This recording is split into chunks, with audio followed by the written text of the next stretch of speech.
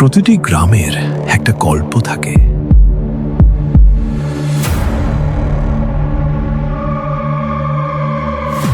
এমন একটা গল্প যেটা মানুষ দিনের আলোতে বলতে চায় না। বছরের পর বছর ধরে এই পরিত্যক্ত বাড়িটাকে ঘিরে তৈরি হয়েছে অসংখ্য রহস্য।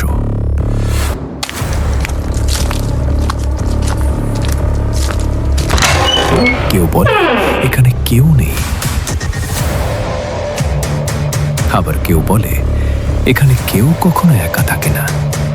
অনেকেই এসেছিল সত্য জানতে, কিন্তু সত্য নিয়ে কেউ ফিরে যেতে পারেনি। আজ কয়েকজন বন্ধু সেই নিষিদ্ধ দরজার সামনে দাঁড়িয়ে আছে। তারা মনে করছে এটা শুধুই একটা পুরনো বাড়ি, কিন্তু অন্ধকারের ভেতর কিছু একটা তাদের অপেক্ষায় আছে, এমন কিছু যা বহু বছর ধরে ক্ষুধার্ত। আর আজ সে আবার জেগে উঠেছে। দরজাটা খুলো না। ওরা এসে গেছে।